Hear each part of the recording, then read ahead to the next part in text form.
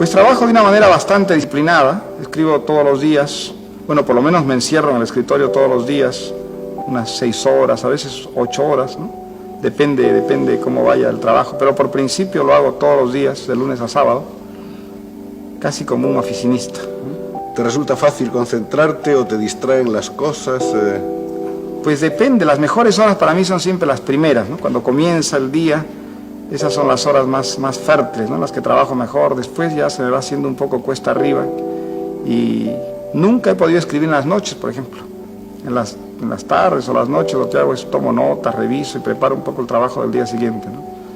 Me cuesta mucho trabajo retomar lo que escribo, si es que lo interrumpo por unos días o unas semanas, después me resulta muy difícil, ¿no? Generalmente el comienzo de una novela es muy dificultoso, tengo una gran inseguridad, muchas dudas, y es la parte más fastidiosa, ¿no? Ahora, una vez que tengo un borrador más o menos terminado, entonces sí, el trabajo resulta muy excitante, trabajo mucho más horas y ya tengo una confianza mucho mayor. Sí, para mí lo que resulta maravilloso en mi trabajo es ese momento en el que ya la historia parece tomar forma y ya comienza a tener una vida propia, es decir, hay ciertas cosas que uno ya no se atrevería a hacer que hagan los personajes y en cambio aparecen otras cosas que resultan inevitables, ¿no? Y cuando ya se crea un sistema de relaciones que uno debe respetar, ¿no? Y entonces descubre cosas que no quiso decir, que no supo que ponía, ¿no? Ese momento para mí es muy fascinante siempre, ¿no? Llevo muchísimo tiempo escribiendo historias, lo hago desde mi adolescencia y aunque a ustedes les parezca mentira, ese proceso del que nace una historia, un cuento, una novela, una obra de teatro, sigue siendo para mí profundamente misterioso. Un proceso en el que tengo la impresión de que solo una parte de él la controlo enteramente, con mis conocimientos, con mi conciencia, con mi voluntad, en tanto que en el resto de ese proceso intervienen elementos espontáneos, irracionales, imprevisibles, que pasan por debajo o por encima de mi conciencia y que siempre me están sorprendiendo. Creo que es obvio que en la tarea creativa intervienen elementos que no pasan por la conciencia. Para mí, estos elementos aparecen inevitablemente siempre en lo que llamaríamos la elección del tema sobre el que escribo. Es una elección que, en cierta forma, no es una elección, porque la palabra elección significa una decisión perfectamente clara, deliberada, consciente, y la verdad es que nunca he elegido un tema, entre comillas, de esta manera. Los temas siempre se me han impuesto, y se me han impuesto a partir de ciertas experiencias vividas. Creo que todas las historias que he escrito, desde que era adolescente hasta ahora, han nacido a partir de algo que hice, que vi, que oí o que leí. Algo que, por una razón que para mí es generalmente desconocida, queda almacenada en la memoria, deja en la memoria unas imágenes que luego o inmediatamente después o a veces bastante después empiezan a generar en torno de ellas un fantaseo, como una especulación, una serie de conjeturas que van poco a poco diseñando como el embrión de una historia. La verdad es que este punto de arranque es para mí generalmente inconsciente. No me doy cuenta, es algo que me ocurre de una manera más bien distraída, hasta que de pronto descubro que hace algún tiempo vengo, de rato en rato, en momentos más bien de abandono o distracción, construyendo algo a partir de esas imágenes que mi memoria conserva muy vivas. Al principio nunca sé si eso va a prosperar o si eso va a eclipsarse, que va a ser como una tentativa iniciada y frustrada de delinear el boceto de una historia, o si eso va a perseverar.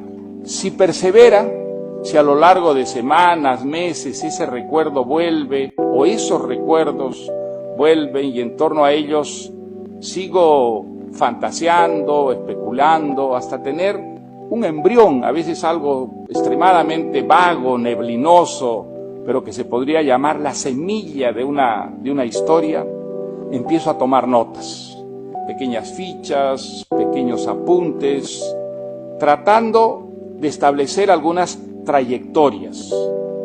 Eso es lo primero que me preocupa y lo que me da una cierta seguridad al empezar a diseñar el esquema de lo que sería una historia. Trayectorias, dónde arranca un personaje, hacia dónde avanza y dónde termina el personaje. Y luego, si sigo tomando esas notas, tratando de cruzar y descruzar esas trayectorias hasta que se vaya configurando como el esqueleto de una historia. Es un proceso que a veces me toma semanas, meses o incluso años. Hay historias que he escrito 10, 15 años después de haber sentido por primera vez ese desasosiego que ciertas imágenes de la memoria me generan y que son como el punto de partida, el punto de arranque de una historia. En otros casos no, en otros casos la experiencia es casi inmediata. Por ejemplo, mi primera novela, La ciudad y los perros, una novela que ocurre en un colegio militar en la Lima de los años 50, un colegio militar en el que yo estuve 2 años como cadete, cuando tenía 14, 15 años.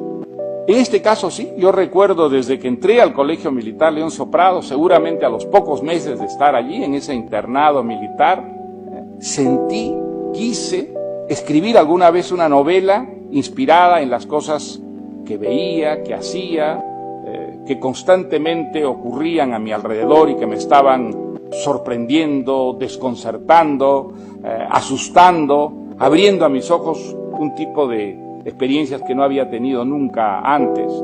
Una vez que tengo un tema que me ha elegido y que yo he elegido, ¿qué hago? ¿Qué hice, por ejemplo, en el caso de la historia de los habladores machiguengas? Un esquema, como ya les dije, muy general, muy vago, unas trayectorias que se cruzan, se descruzan hasta formar, digamos, como el esqueleto de una historia. Y luego, al mismo tiempo que comienzo a escribir, me documento. La documentación para mí es absolutamente fundamental, pero no hay que entender, digamos, esta palabra, documentarse, en el sentido en que la usaría un investigador, un historiador, un sociólogo que revisa documentos, libros o busca informantes para tratar de establecer un conocimiento objetivo, una verdad. No, en absoluto. A mí no me interesa la verdad cuando estoy documentándome respecto a determinado tema para escribir una novela. Me interesa familiarizarme con el mundo que voy a inventar. Y para familiarizarme con el mundo todo vale.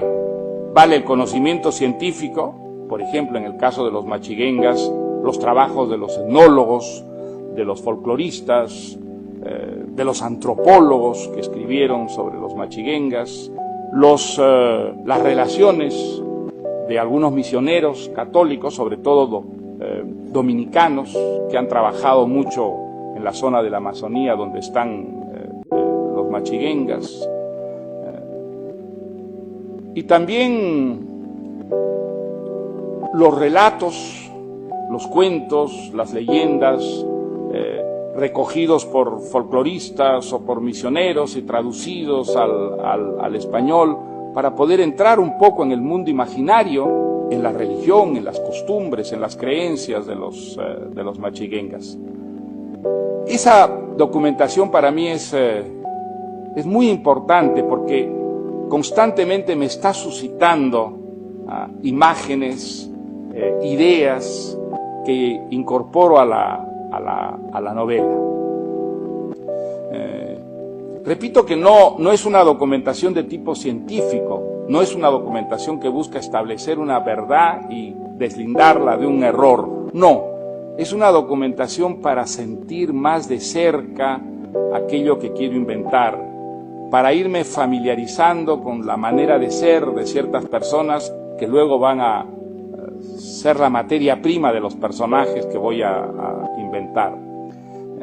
La documentación para mí siempre es fascinante porque de ella va enriqueciéndose extraordinariamente ese proyecto inicial que tengo y que, como les dije, no es sino un boceto muy abstracto y general, al principio totalmente despojado de hueso, de carne, de sangre, de vida.